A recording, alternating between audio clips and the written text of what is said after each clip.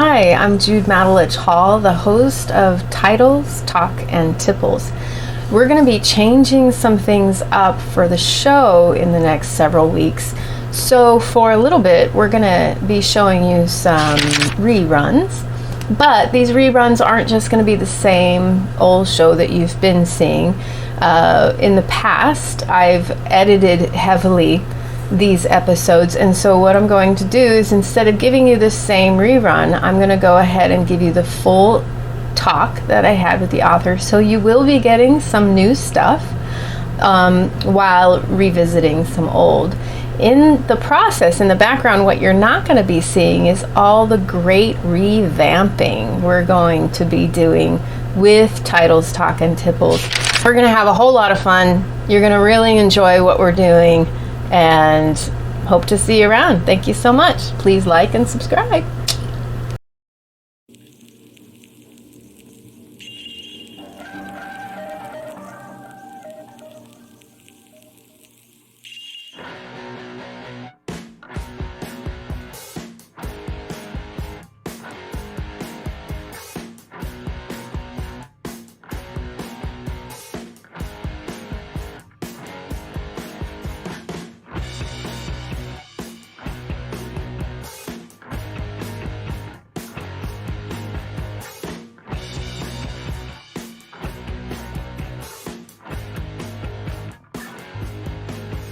Hi, my name is Jude Matulich-Hall, and this is Titles, Talk, and Tipples. I'm your host, and I'll be chatting with Suzanne CRAIG-WHYTOCK. She's the author of The Dome and Smile. Go ahead. And I'm tippling right now. You're tippling right now. I'm tippling on Viognier by my father. I'm drinking my father's wine. Oh, nice, nice. Semia from Plymouth, California. And so, wow, that's amazing. I can give him a little nod. Oh, that's great. Yeah, it's funny because my dad and I also bottle wine together. We do it like through one of the stores, right? It's not like we don't make our own wine. We get them to put it in a bottle for us. But Viognier is one of my favorites. And I'm from Ontario, Canada, where we have a really great, there's lots of wine country in Ontario, and particularly what they call the Beamsville Bench, where they do grow some of our own Viogniers here. It's a really difficult grape to grow in our climate, but there are some places that do it. I personally, right now, I'm drinking a lovely Canadian oak Chardonnay. All right. Yeah, so it's a little different from your French or American oak. It's actually uses oak trees from along the Grand River, along Brantford area, Grand River, and it's Canadian oaked, and it's very oaky, and it's really, really buttery, and just fantastic for a Friday night after a long week. Yeah. This is really buttery too. I mean, my lighting isn't that great, but it's got a little bit of fog to it, but the legs are amazing. Yeah. Very buttery. Yeah, I love these. It's very golden. It's very nice. Yeah. Yeah, I'm surrounded by a lot of red, so it's kind of pink. It's great. Yeah, I love that area where you're in. It's really nice. Oh, thank you very much. Very nice. I have some bones out for you. So yes, wearing bones. That's the theme. Absolutely, bones are a good theme. I actually am wearing the scapula of a cat. Oh, a real. I love it. I did not hurt the cat. My husband found we have a little bonus house that we have to do tons of work on, and he found a complete cat skeleton underneath the porch, when a rotten porch that he had. Yes, it was very sad, but we Oh, you've done something creative with them, yeah. So yeah, you have immortalized the cat. There you go. It's awesome. Honored the cat's life. So here, very nice. Cheers. Cheers to the cat. Cheers to cat writing. Cheers to the cat. Cheers to everything. So, absolutely. Thank you so much for joining me today. We're going to be talking about our process with writing. So it's a really broad area, right? Oh my God, yeah. So is there anything specific that you'd like to touch on? In terms of the writing process? Yeah. I mean, it's interesting because, of course, I published, well, I haven't published, but, I've been published twice now by, so my main publisher is Bookland Press here in Canada. And I've published 2 young adult novels so far.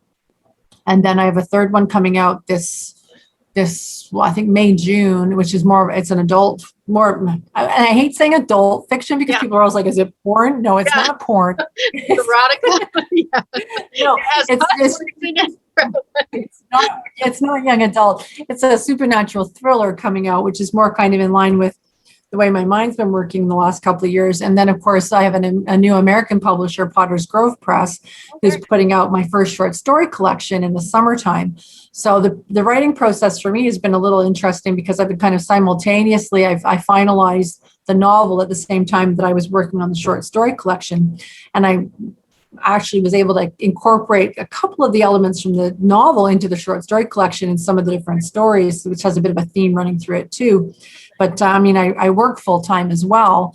And I find, the weekends are just packed. It's, work. And then, thinking of ideas, writing them down. And then the weekend comes and it's like hammering it all out. Plus I have a website where I publish a blog every Sunday. So on top of that, I've got to write, about 1,000-word humor essay. As my aunt likes to tell me, I'm just not that funny in person, but I do write a humor blog. So I try to make that funny at the same time that I'm writing these very dark kind of, supernatural or spooky, twisty stories. So yeah, I'm running the gamut right now, but it's all good. The process for me is really just kind of keeping notes all week and waking up at 3 o'clock in the morning and thinking, oh my God, that's a great idea. I write it down on the phone and then, try and capture it. And then on the weekend, putting it all together and trying to write it out. But yeah, that's more the process for me. I am a real, I think they say, are you a pantser or a plotter? Yeah. I'm very much a plotter.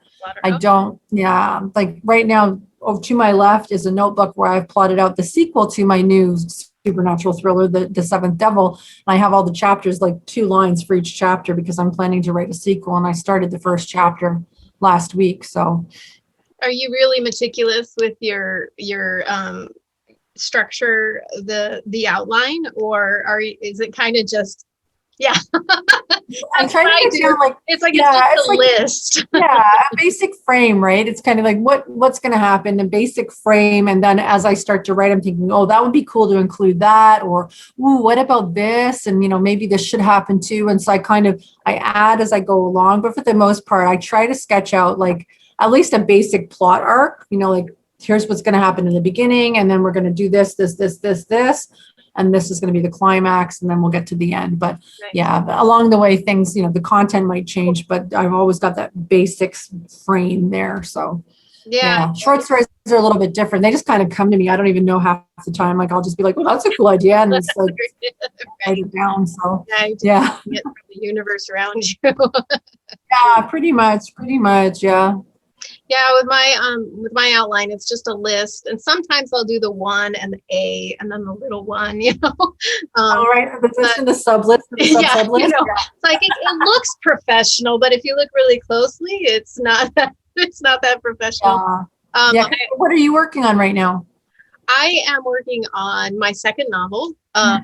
It's a pirate parallel world. It takes place on Earth, but there's parallel worlds involved, and it's an epic fantasy. So it's got like elves and ogres and cool. So it's you had me at pirates, so I outlined that one. It was I did not outline my first novel. My first novel was just a huge epiphany. I mean, I knew that thing from start to end before I even started it. It was really magical. That one was. And this one, I had actually not planned on writing it.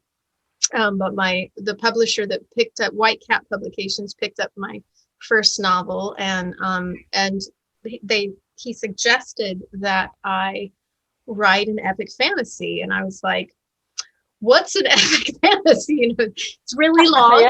It's really long, and it's really fantastical. I'm like, okay.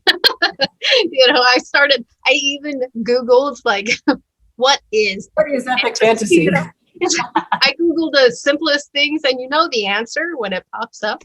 But I cover all my bases.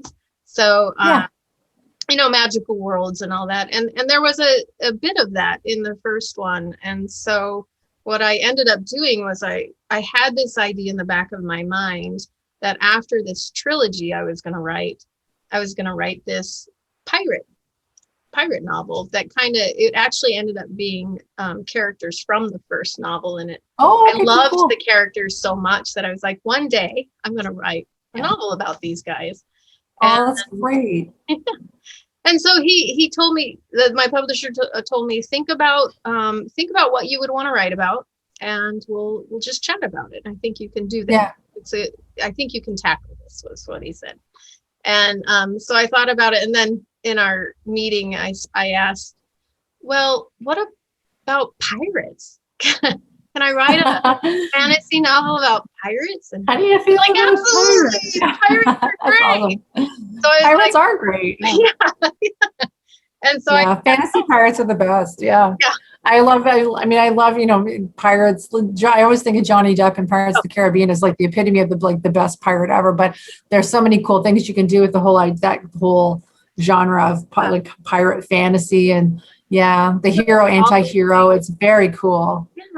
And the mythology is always fun, the monsters. Yeah. And there's this magical aspect, but there's like this realistic aspect too, that so you kind of dwell in like, what the world was like in the 1700s, and that word 1700s is where I'm dealing with. Absolutely. So that's great. Good for you. Yeah. Thank you. Yeah.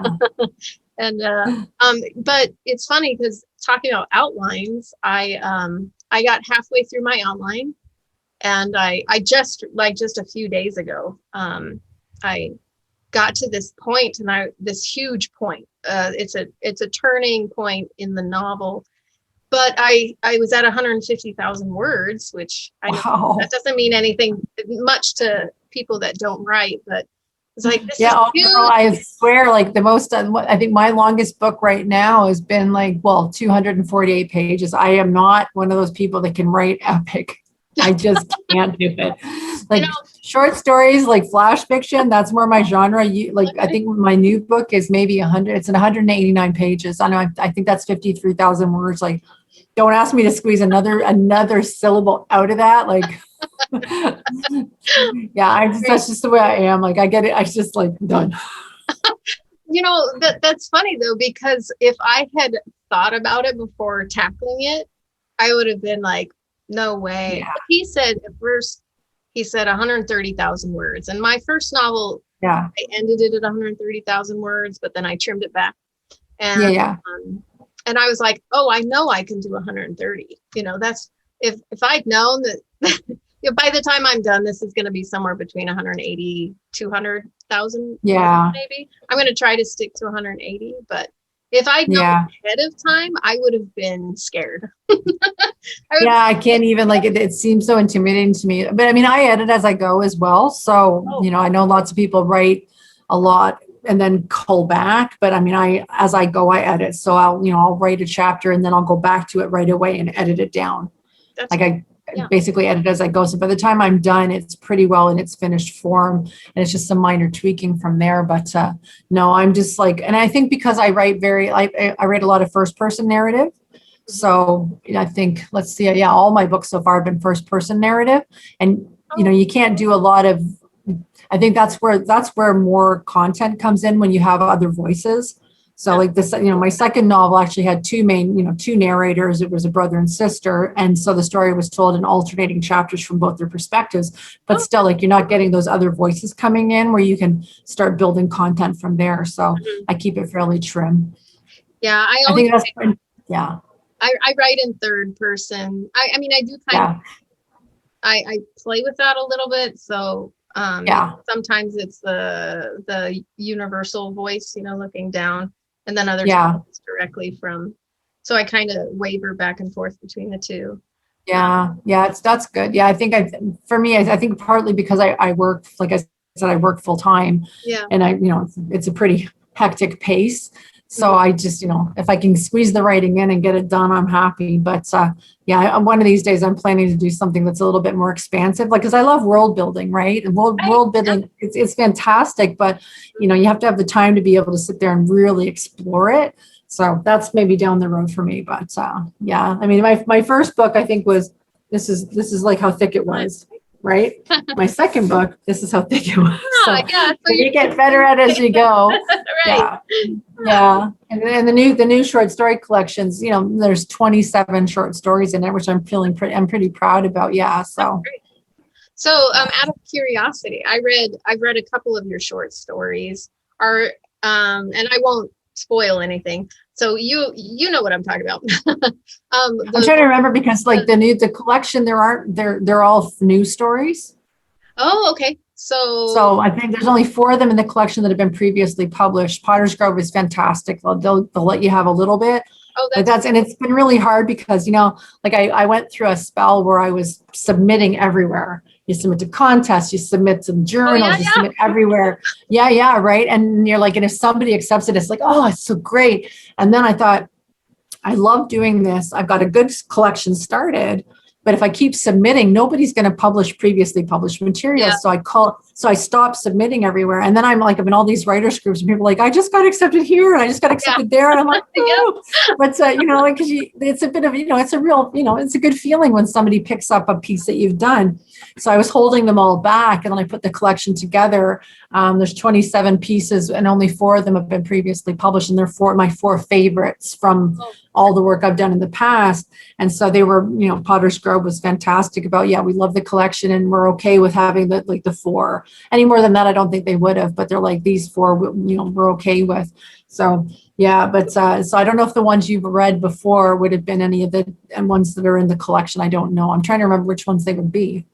The Body, I think it was that what? Landscape with the Fall of Icarus, about the body at the side of the road. Yeah, that was great. Yeah, that's not in the new collection. That's one of the ones that, because I kind of put those to the side as previously published. But I was actually nominated for Best of the Net for that one. So. Oh, fantastic. So, with your short stories, are this collection of 27 short stories, is this over years? Like, when we get that book and we read stories, are these from stories that you've written way back when, or are these recent? No. Wow, all of them? No, it's they're all within the last 2 years. Wow, 27. Yeah, I mean, I spent years and years not writing really at all. I mean, I wrote a lot when I was a teenager, early 20s, and then kind of put it aside. And then I started writing again because I was a high school teacher for about almost 25 years. And I used to run the creative writing club, and I started kind of writing along with the kids. And so my first novel came out of a character sketch that I wrote as part of the creative writing club. And I started really getting back into writing, and then I switched jobs and I wasn't teaching anymore. So I had more time, I was still working a lot, but more time to think about writing, and started, then on the weekends, putting my thoughts down. So it's only in the last couple of years that I really started exploring short stories again, because I used to love writing short stories. And I started writing those again. And over the last 2 years, I've created a collection. And then I think the last 6 months of what is it now? Is it 2021? I don't even remember what year it is. The last 6 months of 2020. What happened to the last year? Oh, no. Yeah. I started really powering through it, really all of a sudden the creative force just hit, and I started writing a lot of short stories in the last part of 2020 and then put them together. And so on New Year's Day, I had this collection of about 20, 25, 26 stories. And I just thought, what the heck? I'm going to send them out and see what happens. That's my New Year's. I don't make New Year's resolutions ever, but I thought, well, this is my New Year's resolution, is that today I'm going to send this collection out and see if it gets picked up. And a couple of months later, I heard back from Potter's Grove that they loved it. They wanted to publish it, and I was thrilled. But I kind of, it's separated into 3 sections too. The first section is be careful what you ask for. The second section is what goes around, and the third section is the price of love is lost. So they're all kind of grouped together, but they're all kind of spooky, twisty. I like the twist ending. My favorite question is, what if? Yeah. Okay, here's the situation, but what if? Yeah. And I go from there, right? So and they were fine with that minimal for previously published, but there's some in there that you might have seen that would not be in the collection. Oh, that's great. That's exciting. Yeah. I'm thrilled to bits. recently, it was probably a year ago. Yeah, it was definitely last summer.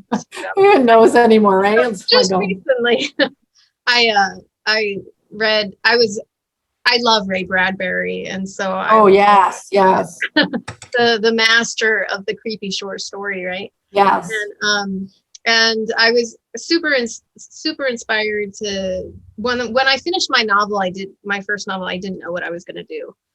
It was just like I was sending it out, and of course, you get zillions of rejections when you start. And they're done that. And I was like, what do I do? What do I do? And so I picked up somewhere. It was like, well, some article. I mean, I read so many articles and everything. I can't even tell you who I read that said, get short stories published so that you can show, for your novel, you can show that, hey, I've had some short stories published and publishers will take you more seriously. And so I started. I did it backwards. Yeah, right. I did some short stories and I sent them out. I think that the first one was pretty bad because I had just gotten into writing and the novel was so inspired that I totally jumped the rails and went down this completely other path. It was like some weird mystery thing, and mystery is really hard to write. I think. They are really hard to read. Yeah. So I did that, and I was just getting into the groove. I actually took excerpts from my novel at first. It was like learning how to walk again or something, because I had gone like 25 years. How old am I? Yeah, so like 25 years without writing. And like me, right? Like I stopped when in my 20s and then picked it back up again in my 40s. Yeah. Absolutely. Actually late 40s, because my first novel, I'm almost 56. My first novel came out when I was 52. Oh, wow. That's amazing. Yeah. Yeah. And I know what you mean. And short story writing is very, very different, right? It's right. You can't it's very different. Yeah, you can't do world building, but it has to feel like this world already exists, like it's solid. Yeah. And, you're there. And so, and the character has this background, and you kind of have to make the character believable without going into too much detail. So it was really. And you basically have like the first paragraph to really engage the reader. Otherwise, they're like, nah. You have like it's quick, right? Like people don't give it a lot of a chance. Like you gotta be right in there with what's going to happen. And but I love short stories though. I mean, I love writing them because it's just you get an idea and you can just do it right then and there, like boom. Yeah. And Ray Bradbury, he said write one short story a week. Yeah. I still haven't lived up to, but when you're writing novels, I think it's okay to not. Yeah. But sure, absolutely. But so I tried doing that. I was like, just get it out, right? 7 days, write a story. And so what I was trying to do was 4 days of writing the story and then 3 days of editing it and then send it off. I think I ended up doing like 7 before I got exhausted. Like, how do you do it's this? brutal, right? Like you send them out. You have a day job. But I mean, and I know that, and I always figure, because, all of these places, they get so many submissions, but like I would write something and be like, this is an awesome story. This is amazing. Everybody's going to, and then it'd be like, no, thanks. I'm like, what? This isn't for us. Like this story? I know. Yeah, but it was good because then I went back and did a lot of revisions, right? And then put them together in a collection. I think as a collection, they hold together much better. And there's like because actually there's kind of a common theme, and in each section of the short story collection, there's like a character that kind of reappears throughout, Mr. Death. And, I created the kind of this character that you see throughout the collection. So, I mean, there's more cohesiveness in a collection than these one-offs, and people can really see more what you're about than, they don't know you from Adam. When you send out a short story to a journal, they don't know who you are, and they don't know the context of your writing and what this means. So, I mean, it's better to, be able to put them all together like that. But there's a fantastic rush though, when you send something out and they're like, we want to publish it. Oh my God. Yeah.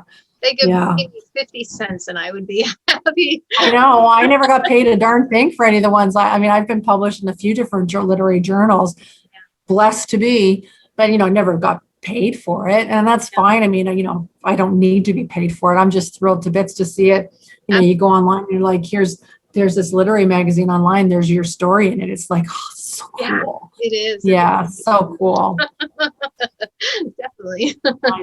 I know. There's a real rush to it, but I mean, yeah, and it's nice too to have the hard copy. Like, my Canadian publisher, like to hold it in my hand for the first time, like, oh, such a thrill. And I'm so excited as well with the next two. And I hadn't planned on having two books come out this year, but it's the novel, and then of course, Potter's Grove graciously offered to publish the short stories, and with a publication date of this July, because I was thinking, I'm never going to see that till probably another year, and they're like, no, we're prioritizing it for July. Oh, wow. So I was thrilled to bits. Yeah. Of course, with COVID, and this is the thing too, right? I was hoping to be able to go out and actually do like really cool promotions. Like for the last two books, I've done book signings at Chapters Indigo, independent bookstores. And this time it's like, well, what do you do? Where do you go? I mean, I don't know where you are, but here in Ontario today, we just got locked down for another 6 weeks minimum. Today, because our numbers are so bad, and they just put new restrictions on and locked us down, like stay at home order for 6 weeks. So I'm in the US. And so that I'm not sure all the time what they're thinking, but I think some states are different than others, right? It's the same here. I mean, across Canada, our East Coast is doing a lot better. Mm-hmm. Central Canada, not so good. It's hard to say, but but at any rate, you do what you do, right? So if I have to do virtual promotions, I'll do virtual promotions. That's fine. Well, and that's the wonderful thing about books, right? Is people can order them online. They don't. Oh, I know. I know. Sadly, for the bookstores, I'd love to see bookstores getting but a lot of around here. I'm in Oregon, and okay. So the Pacific Northwest, and small businesses have figured out amazing things to do. It's like you can call and ask them if they have a book, and curbside pickup, the whole thing, right? So that's and the it's just, and I mean, what else are you going to do when you're at home? You can either watch TV or read a book, use your head. I know. That's the nice thing. Like you get your Kindle reader and you can just pop stuff in there. I've got a couple of I like that. I've got a couple waiting for me right now that I've got to get to, but work's been super busy, and it's like, when am I going to get a chance to get to these books? But between the writing and the work and it doesn't leave a whole lot of time for much else right now, but you do what you do. It's good stuff you're doing though. You're not vegging out the couch, right? Yeah, no, that's for sure. I mean, like I said, and on top of everything else, I do write every week. I post something new on my blog, and I always say to my husband, tell me to stop beating myself up because I haven't done any writing lately, because every week I write like 1,000-word humor essay. So that's something, right? Like, you're using that part of your brain, if they hooked you up to a machine and said, okay, start writing, those parts of the brain are going to light up. And they're all firing away. Yep. I mean, it's good. It's good practice for everything. So, and I enjoy it. And I've got, a lot of followers and people who really engage with it, and it's great and it's wonderful. I mean, they're just such nice people, and people. I mean, I try to keep it light. I've never really posted about politics or anything super serious, because I know people get enough of that everywhere else. So I try to always keep the topics really just. I'm a pretty weird and absurd person, so I keep them kind of like that, right? Like my life is, like a Monty Python sketch, so that's how I write. But I should turn my virtual background on so I can. I don't know if I can show everybody your virtual background. Yeah, that's great. The trouble is, you can't really see the whole thing, but this is right. This is part of the cover. This is part of the cover for Feasting Upon the Bones, which is the title of the short story collection. So And so if you kind of lean to the side, we can see the little hole. Yeah, there you go. Oh, that's great. Yeah. I love that. Just this. Yeah, I know I'm kind of blocking the central part of the picture. Which way is my camera going? Blocking the central part of the picture, which is a little girl alone in a forest, and it was in a spooky forest. So. Yeah. And your daughter, right? If I remember correctly from a past interview, who created the cover. Not this cover. She actually, yeah, for this collection, she had created a mock-up, and the publisher said like they wanted to go in this direction with this cover, and I loved it. But then I said, hey, she's already created some art for the collection. How would you feel about using what she's already created? And then she could create 2 other images for each of the sections. So the original, you've seen that original cover, The Little Girl in the Forest? Yeah. But that's the cover art for the title page of the first section. And then she created 2 other images for one for each of the other sections. We have this beautiful cemetery near us, like this drop dead gorgeous cemetery. And I know people don't often think of cemeteries. I love cemeteries. I know, right? It's this beautiful, it's on the top of this hill. It's like out in the middle of nowhere on the top of this barren hill. All of these old tombstones with one tree in the middle of it, this spreading tree. So we went up there one day and took some pictures. And so she rendered that into some cover art for the last section. And then for the middle section, which is what goes around, it's kind of like all the stories are kind of related to karma in a way. Okay. And the character, Mr. Death, my brother is the best. Okay, my brother is a lawyer. He's like 2 years younger than me. He has a PhD in comparative labor law, and he's a partner in a major law firm. And I called him up one day and I said, I need to get an image for the second section of my new short story collection. I need a favor. And I didn't tell him the context first. I just called him. I said, I need a favor from you. And he says, what is it? I said, can you put on your best suit and a pair of aviator sunglasses and stand in the middle of the road in front of your house and get my nephew to take a picture of you looking at your watch? And he goes, yeah, right. Nice. I was like, yeah, right. I said, do you want to know why? And he's like, well, yeah, okay, why? I told him. He's like, okay, cool. So he did. The next day they went out and they did a photo shoot in the middle of the road with him wearing his best, like, I don't know who tailors for him, but his best suit and an pair of aviator sunglasses, looking at his watch so he could be the epitome of Mr. Death, which is like the image that I wanted for the second. And my daughter took all the images and rendered them and created them into a kind of portraiture that Potter's Grove used then for the 3 sections. So even though it's not on the cover, it's still, she gets the credit for the interior artwork, which is nice for her. That's wonderful. Yeah. Yeah. I Potter's Grove is great to work with. The editor is the publisher and editor, I'm not sure, is River Dixon, and he's fantastic to work with. Yeah. So is it an independent publisher? Yeah, same thing. They're an American independent publisher. Yeah, just like my Canadian one is Bookland Press. They're an independent Canadian publisher. Yeah. So. And I'm with White Cat Publications, which is is an independent publisher as well. And so it's like my publisher editor, it's like they're the same. Yeah, exactly right. Yeah, it's the same thing with me, like Bookland as well, publisher/editor is like, So I'll have a second editor too that's working on my but I actually really like doing my own editing. Yeah, and I do too. Yeah, oh my gosh, my first novel, I must have gone through it 6 times. And don't you though? You do. And then even still, like I'll look at the first one, I'll be like, I should have said that. Yep. I should have used that word. Why did I say it? I know. It's like I'm at the point now where I can't really touch it. Although I recently made it wasn't a recent mistake, but the mistake was found recently, was that I named a character after a major. I saw that you said that. But Stephen King does not own the market on names, man. Like he's written so much. He's used all the names. There's not a single name that Stephen King hasn't used by now. Yeah. So, but I knew what I wanted the guy's last name to be, and I think that what my brain did was, as soon as I decided on that last name, it chose the first name for me. And then I had a meeting with my publisher, and we were talking, and I said the name of the character, and I'm like, that one scene, and he's like, are you talking about Stephen King's book? And I said, no, I'm talking, and then it dawned on me. I was like, oh my gosh, it's a major character. And one of Stephen. You know what? You're not going to believe the coincidence of this, but I had the same thing happen to me with the Seventh Devil.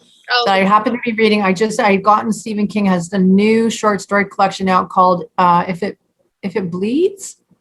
And I was reading it, and all of a sudden there was a story, and there was a character in it, and his name was Daniel. And I'm like, crap. Yeah. I just named like one of my characters Daniel, and it was almost the same kind of like side character. Oh, okay. So right away I went and I changed his name to Mitchell. Yeah. Like, no. This was first and last name. Same Oh, wow. spelling, Okay. same Yeah. spelling, everything. And so it must have just been the subconscious thing, because I haven't read this particular Stephen King novel. I haven't read it for like, I think I read it 25 years ago, or gosh, even it could have been longer than that. I think I read it when I was like 15. So that would be 30 years ago. Wow. It's funny how these things just happen though, right? It's, well, you know what they say about a million monkeys and a million typewriters, right? Yeah.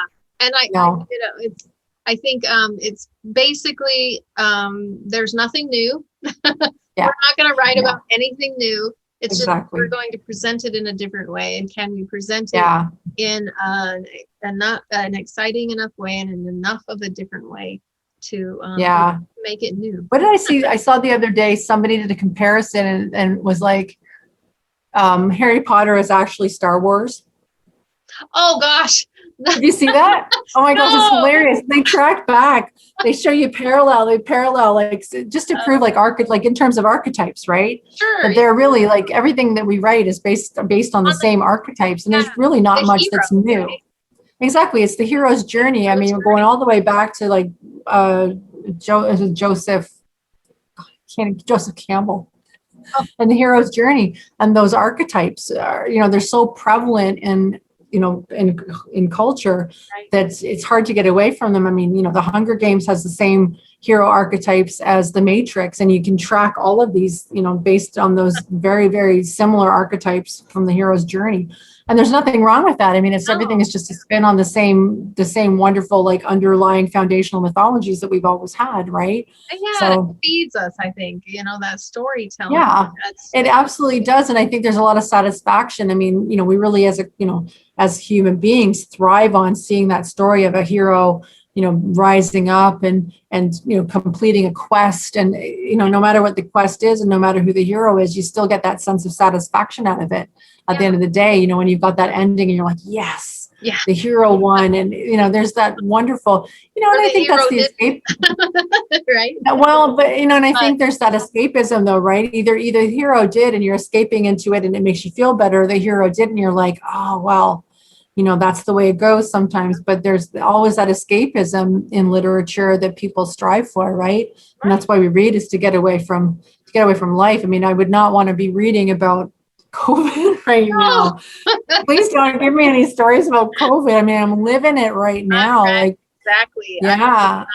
I refuse to watch or read anything dealing with plagues. I know, right? Oh my gosh, yeah. Although I have to admit, like, if you go back and look at what was it, that movie Contagion with Matt Damon, I think Gwyneth Paltrow's in it. That was a really good movie. So I mean, I don't mind. There's some good ones there. The Walking Dead. People are saying, no, The Walking Dead is basically paralleling where we might be going next. So yeah. But no, that's what I love about literature, though. I mean, there's that total escapism, and those archetypes are both comforting to us and satisfying, right? Right, definitely. Yeah. It goes way back to our caveman mind, where we were sitting around fires and telling. Yeah. What do they call that? Your serpent brain, your reptile brain. There you go. Yeah. Yeah, but I mean, if the earliest human beings had those wonderful stories, right, where there was a hero who had to battle something, there was a conflict and got help along the way, and ultimately, rose above everything and was triumphant, and that's what we thrive on. So definitely. Yeah. I definitely do. I know, me too. Like, I love stories like that. I hate stories that have a like a really, like for instance, we just watched that movie. I don't know if you've seen it, A Promising Young Woman. I haven't. Okay. Well, maybe I shouldn't, because I don't want to spoil it for anybody. It's been out for a little while, but I mean, it's a story of a woman who takes, spoiler alert, but she seeks vengeance, like, upon, the men who've mistreated her and her friend. And she's like kick ass and she's awesome. It's Carey Mulligan. But the ending was like, oh, yeah. Like, Really? dang it. Like that's how you want to end this? Like, where is my hero's journey? I was Yeah. so disappointed in the ending. I But think yeah. the twists, people want to throw in twists and stuff, which I think. Yeah, and I don't mind a twist so long as the twist ends up good as well. But like, this was kind of like, wow, really? That's where you went? I'm kind of a happy ending sort of person. I like, and it doesn't have to be all flowers and rainbows and stuff. Yeah, not happy necessarily, but satisfying, right? There's got to be something in it where things are tied up and you've got that sense of there's payoff. I think that's what, like I've got a few blogger friends who do a lot of movie reviews, and we always talk about payoff, whether it's good or bad. There's got to be that sense of payoff at the end where you feel like it's completed. Mm-hmm. You don't want to be left hanging with like, what? Yeah. What was that? Yeah. Yeah. I recently there were some posts on a social media platform that they were talking about a show that I really wanted to see, and someone was like, I was really super disappointed, and I was like, tell me. Yeah, I don't need to be disappointed right now. I know, right? Like you don't want to spend all your time, because it's an investment. Like right now, time. Oh yeah. Like we don't have a lot right now, and time is a huge thing, right? So I don't want to invest a lot of my time in something where there's not going to be a payoff, and at the end I'm going to be like all pissed and like, what the hell? I want something that makes me at the end of the day be like, that was worth my time. Yes. Yeah. Absolutely. I actually get my idea for like short stories and stuff a lot of times. If I'm disappointed in something someone wrote or a show, yeah, and I'm super disappointed, I'm like, I would have done it this way, and just like, okay, I have the ending now. Yeah, let's go back. I know, like there's so many things I've seen where I'm like, you know what, if I had written that, here's how it would have ended. Yep. Right? Like my daughter and I were talking the other day about the TV shows that we've watched over the last, I don't know how many years together, and the ones that really disappointed us, like the worst endings. Like, for example, the end of Sons of Anarchy, that last 10 minutes of Sons of Anarchy, which was just like, are you kidding me? That green screen was brutal. Or, like Lost, really? Like that's what it was? Or Dexter, he's a lumberjack in Canada now? Like what? Like we went through all of those things, and I thought, like, if I could have written way better endings for all of those things. And we said the one thing though, I don't know if you've ever seen Breaking Bad, that was the one show where we were like, that was a fantastic ending. I won't spoil it. Except to say that the ending of that series, that last episode, was brilliant. It was everything it should have been, and it was absolutely brilliant. Yeah, I started actually with Better Call Saul, and I loved that. Oh yes, yes. Oh my God, so good. Loved it. Saw the first, so good. I don't know, 4 seasons. Finally got my husband to watch it with me. It's one of those shows that you're like, the characters are written so well. Like you hate some characters. They're so good. You just want Jimmy to succeed, And I know. And it's all about evolution, right? That's what I love about it, because you can see that character arc as the character evolves. How he evolves. You can see that, right? And that's right. And he's evolving. That's what I love about Better Call Saul, because he's evolving. And Breaking Bad, of course, he's devolving. Yeah. And either way, they're brilliantly done. Brilliantly done. Yeah. I've recently started watching Breaking Bad because I love Better Call Saul so much. Yeah. Oh, it's such a good show. Yeah.